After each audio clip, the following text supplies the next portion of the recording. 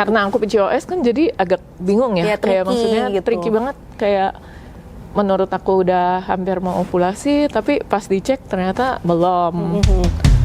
Siapa sih yang akan kamu temui dalam waiting journey? Let's hear our expert opinion.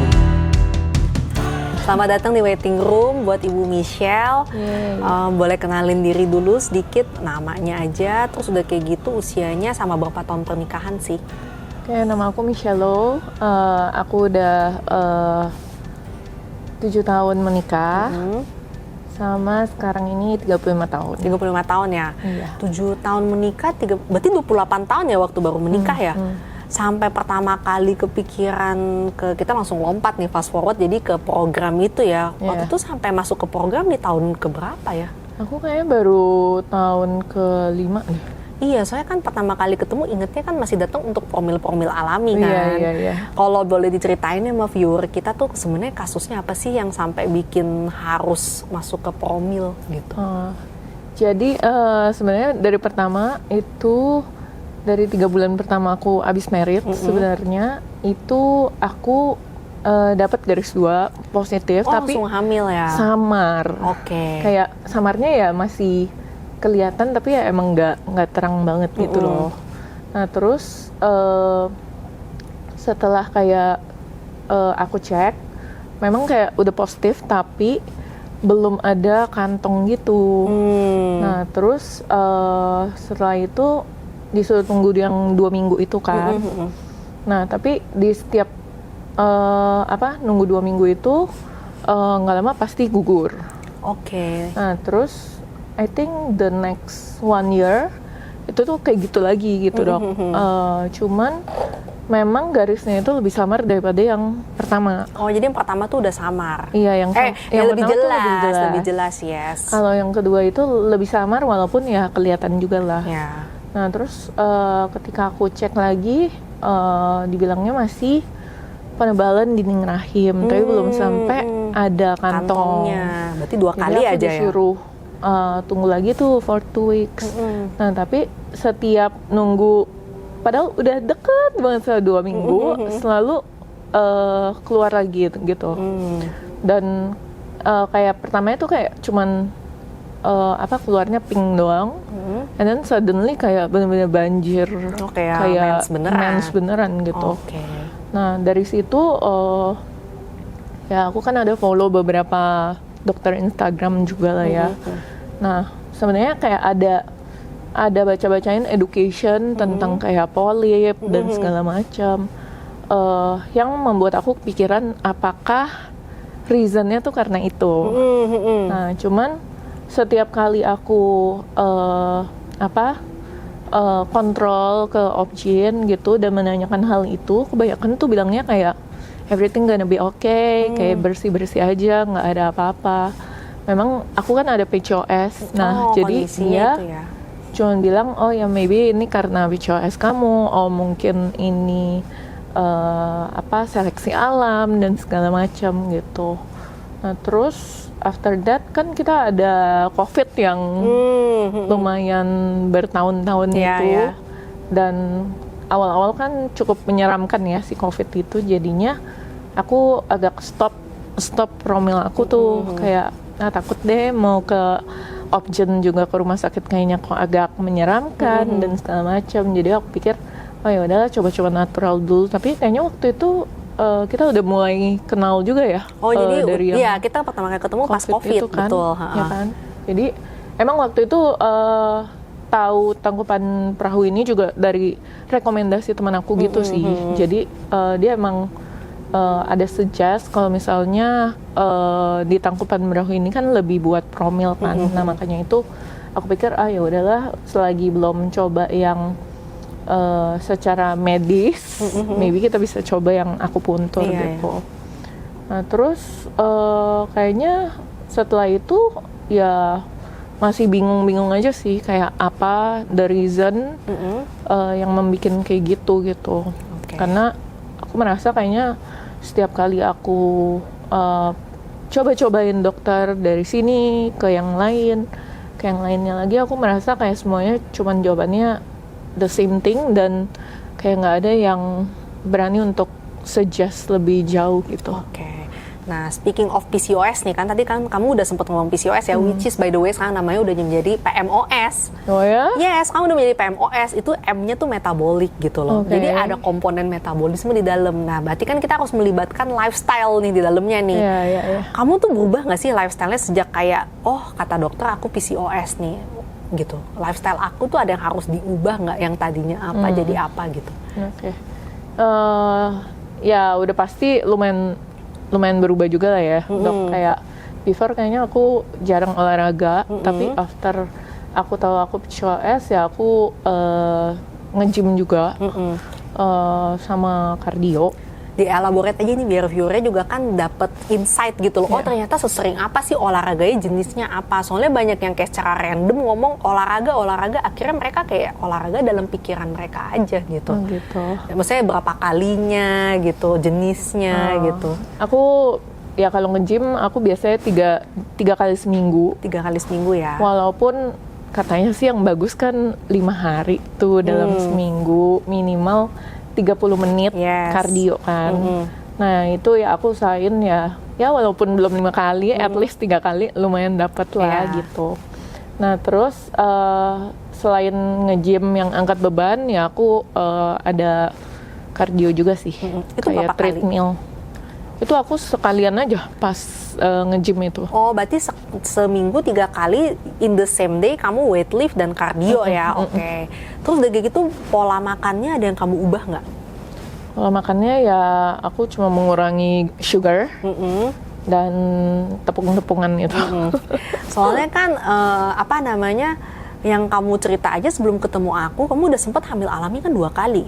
Iya, nah yang tadi aku ceritain itu, Dok. Iya, yang udah itu kan 2 kali. Nah, habis itu setelah aku ketemu kamu sebelum, ya maksudnya kita juga sambil ada berjalan lah mendampingi IVF, tapi in between kita mau embryo transfer aja yang aku dampingin kamu, hamil alami lagi kan ada 2 kali ya kalau nggak salah ya. Iya kan, I think the first one abis itu yang bareng sama kamu, ada satu yang samar juga. Iya, makanya sama satu lagi yang bener-bener sampai jauh ya. Yang satu lagi yang terakhir ini nih yang sampai tahun 2025 Oktober.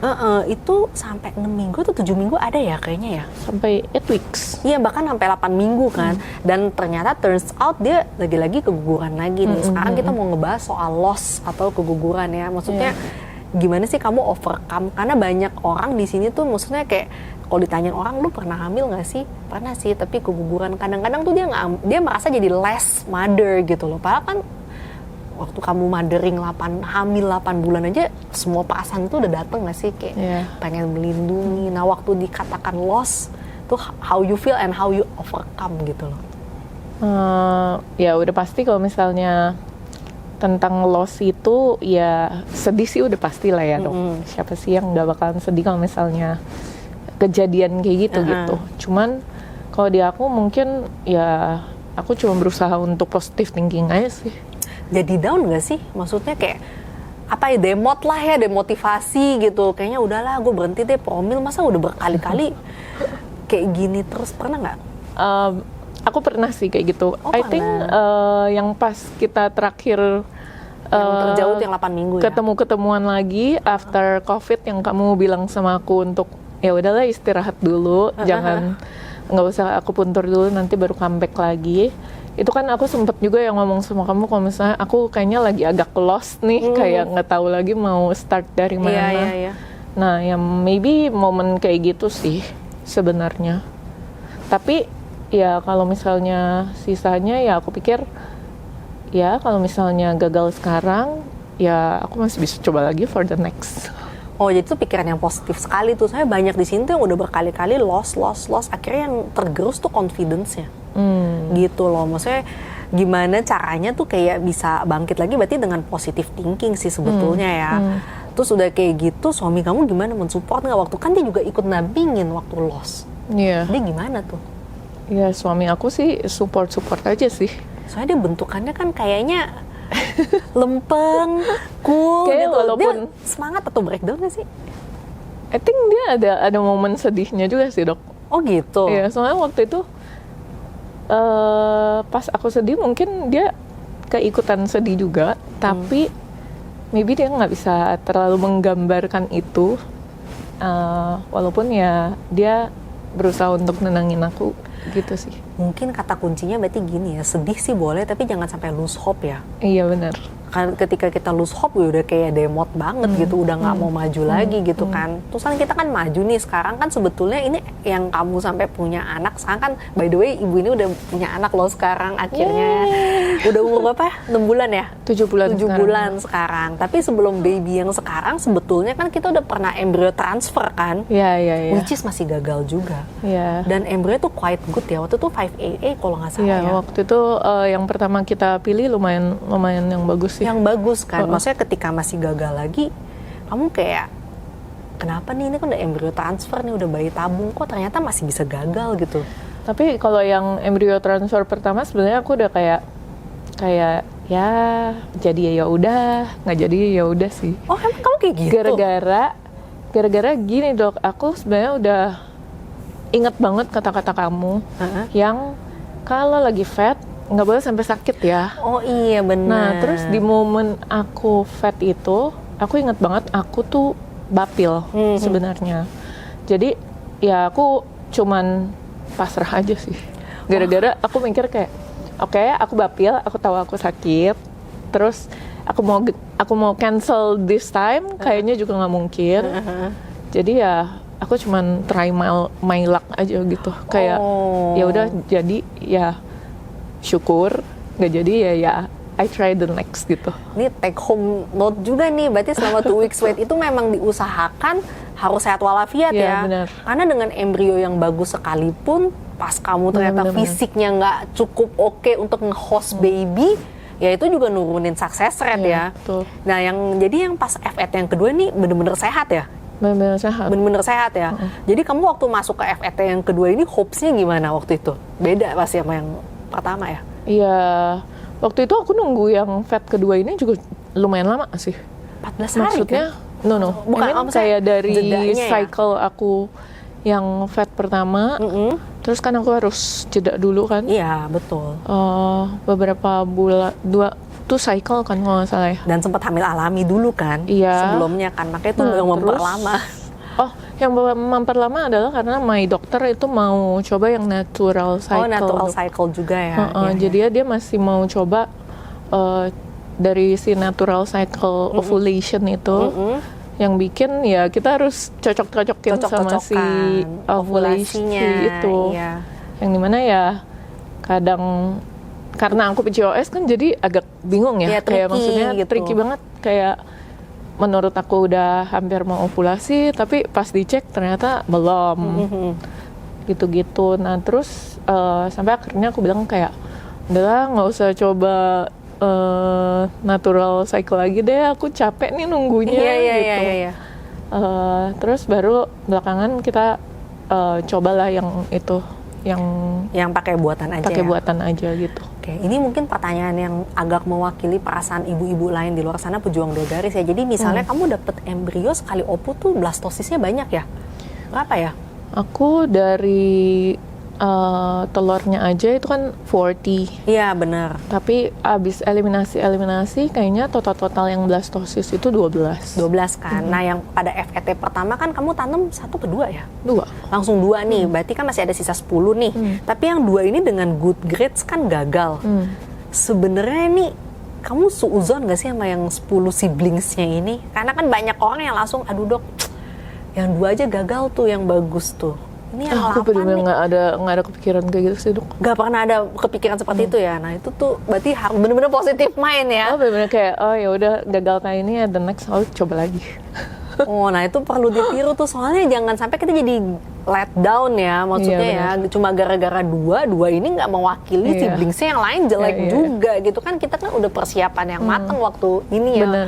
Maybe ya makanya mungkin sakit atau apa waktu 2 weeks wait yang pertama gitu loh bunda. Jadi jangan cepet berputus asa dan suuzon terhadap embrio-embrio karena semua punya potensi yang sama kan. Bener. Gitu. Nah terus udah kayak gitu kan, selama kita ketemu nih hamil alaminya kan juga ada, hamil dari FET-nya juga ada. Tapi kan in between nggak semua pregnancy kamu tuh sampai ke live birth rate ya, alias lahir sehat gitu kan, tepat waktu kan. Kenapa sih kamu tetap percaya sama aku Guntur gitu? Dan kamu juga lumayan open gitu loh sama yang lain gitu loh, termasuk herbal juga kamu lumayan percaya kan. Ya. Gitu.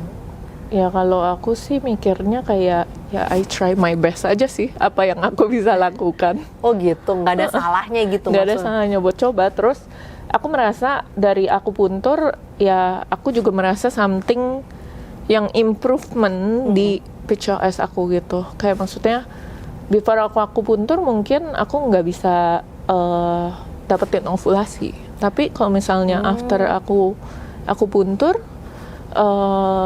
mungkin ya malah jadi terkontrol dan aku bisa dapat ovulasi gitu. Oke, nah ini mungkin sedikit insight dari sisi ilmu pengetahuannya yang namanya PCOS itu sebenarnya masuk ke kategori tuh unovulated cycle. Memang dia definisinya tuh masuk ke kategori tuh yang siklus tidak berovulasi sih. Jadi mungkin bener juga seperti kata kamu, jadi kayak susah banget nih dapetin ovulasinya. Dan perihal kegugurannya itu memang dari textbooknya sendiri udah bilang 50% kehamilan alami ya. Dari PCOS emang biasanya berakhir dengan pregnancy loss sih, gitu. Jadi ya untuk menghindari itu semua, ya salah satunya akupuntur itu mungkin bisa memperbaiki juga sih. Ya, bisa dari itu aku juga udah pernah membenerin rahim aku juga sih dok. Oh yang mana tuh ya? Jadi kan pas setelah aku yang cari-cari objin, berkelana mencari objin itu, akhirnya aku ketemulah sama satu objin yang berani untuk ambil step lebih lanjut untuk mengecek what happened sih gitu. Nah terus memang setelah di hysteroscopy analisis. Oh yang di poli doang ya? Yang dibius atau yang nggak dibius ya? Yang nggak dibius. Oh berarti ya? Pertamanya. Nah itu ternyata memang ketemu tuh dan memang benar ternyata ada polip. Oh jadi yang katanya kamu curiga dari aku awal curiga itu ternyata emang bener. Terbukti gitu. Nah. Jadi kan aku jadi mikir ya kayak oh selama ini nih aku sekian lama aku berputar-putar tapi kok kenapa nggak ada yang mau untuk mengecek lebih lanjut gitu. Jadi itu juga tuh pentingnya punya open mind sih sebetulnya ya. Kalau misalnya kita tuh nggak mau open mind, cuma terpaku sama yang itu aja gitu ya, nggak mau coba, takut ini itu, jadi akhirnya masalahnya malah nggak ketemu ujung-ujungnya gitu. Ini pertanyaan terakhir ya. Oke. Kan kamu sekarang udah punya anaknya udah 7 bulan, anaknya lucu banget lagi ya by the way. Gimana motherhood tuh change kamu sih sebetulnya? Ya mungkin jadi kayak sekarang mikirnya nggak cuman aku ya, kayak tapi lebih mikirin tentang buat dia juga gimana gitu. Maksudnya ya menurut aku kayak before mungkin aku cuma mikir kayak everything ya tentang aku juga lah ya. Tapi kan kalau ada dia gimana caranya, contohnya kayak ASI aja, gimana caranya buat bikin supply ASI itu lebih banyak untuk memenuhi kebutuhan dia gitu. Kayak gitu sih. Oke, nah kan ternyata kan kamu untuk mendapatkan satu anak ini kamu menunggunya kan 7 tahun ya. Menurut kamu nih kalau Tuhan kasih kamu tuh sebelum tahun ke-7 ini nih, kamu bakal sesiap ini atau enggak sih? Kan pengorbanannya banyak kan. Ternyata pengorbanannya banyak sekali kan menjadi ibu itu kan. Gitu. Ya, maybe enggak kali ya. Nggak sesiap itu ya? Ya maybe ya. Suami jadi kamu ya, gimana? Jadi ya dengan waktu yang sekarang ya kita happy aja sih. Maksudnya udah ya mungkin ini waktu yang terbaik. The right moment ya? Iya, the right moment. Oh, kalau misalnya nih waktu itu nih seperti kata kamu sempet loss gitu kan ya. Terus habis itu akhirnya mandek gitu, stop, dan kamu nggak coba lagi, kira-kira nyeselnya bakal kayak apa gitu? Dengan sekarang kamu udah tahu nih ada bandingannya kan, oh ternyata punya anak tuh rasanya seperti ini. Enggak, ini pertanyaannya saya arahnya tuh lebih ke sini loh. Banyak orang tuh ngerasa jadi ibu tuh lelah, apalagi sekarang informasi kan berseliweran gitu loh. Maksudnya kita belum masuk aja, jangan kan punya anak, masuk ke pernikahan aja tuh banyak yang udah takut duluan gitu. Ah enggak lah. Itu kayak terlalu banyak TMI ya, too much information gitu loh maksudnya. Jadi kita coba menabur sesuatu yang positif gitu loh di sini. Oh ternyata memang betul itu capek, memang betul itu lelah, mengorbankan diri kita sendiri, kesenangan kita. Tapi kan menjadi ibu tuh the priceless job ya sebetulnya ya, priceless title gitu, and then itu kan kayak gelar yang paling berharga lah, mulia lah gitu kan. Kamu pengen ngomong apa kalau kamu ternyata nggak menjalani momen ini nih, season ini, musim parenting ini gitu, andai kata kamu waktu itu stop gitu? Ya mungkin ini waktu yang paling the best. Ya kalau dibilang capek, udah pasti capek. Tapi aku happy aja sih melakukan semua itu gitu loh, Dok. Ternyata happy-nya itu tuh ngelihat dia, terus habis itu ngelihat dia apa ya, kayak kita pulang kayaknya ada yang nyambut. Kita kerja juga jadi kayak ada goalnya gitu ya. Jadi lebih kayak it's rewarding, dan maksudnya sebanding nggak dengan sebanding sih. Sebanding ya. Sebanding. Malah kayaknya kalau misalnya kamu ternyata memilih untuk udahlah aku skip musim parenting ini, alias ya mungkin seperti orang zaman sekarang ya udahlah kita nggak usah punya anak atau apa gitu, kira-kira kedepannya bakal nyesel nggak sih? Kayak bakal menyesal deh. Bakal menyesal ya ternyata ya. Di balik semua kesulitannya ternyata it's very rewarding ya. Oke deh. It's very worth it juga kali ya. Ada nggak yang kamu mau sampaikan sebagai penutup gitu dari semua cerita-cerita kita kan tentang kehilangan, tentang maksudnya udah IVF pun belum tentu menjamin keberhasilan, dan ternyata ketika punya anak menunggu 7 tahun tuh juga ternyata Tuhan tahu waktu yang terbaik, dan sampai ke penyesalan bahkan tadi kita udah bahas ya. Ada nggak yang kamu mau sampein ke yang sedang berjuang atau mungkin lagi berpikir mau berhenti aja deh? Mungkin tetap semangat kali ya Dok, untuk everyone yang lagi berjuang mendapatkan garis 2 gitu, karena pastinya semua perjuangan kita itu pasti ada waktu yang tepat juga kali ya untuk kita bisa mendapatkannya gitu. Jadi tetap positif, tetap happy aja, karena aku berusaha happy aja sih. Iya, selama menjalani si proses IVF juga mungkin semua orang juga bingung kayak kenapa aku bisa happy gitu. Sebetulnya aku juga Cuman aku pikir kayak ya udahlah, enjoy aja. Kayak maksudnya segala macam suntikan itu menurut aku tuh juga cukup painful ya. Dan kayak maksudku, aku tuh dari berani suntik sendiri sampai nggak berani suntik sendiri, Dok. Kebalik ya, biasa malah dari karena nggak berani. Aku pikir kayak aku lumayan sakit untuk nusuk aku sendiri gitu loh. Jadi aku pikir kayak ayo udahlah, aku toh sama si kliniknya dekat, jadi aku pikir kayak ayo udah tiap hari aja aku ke situ. Jadi enjoy the process aja ya? Iya, aku enjoy aja sih.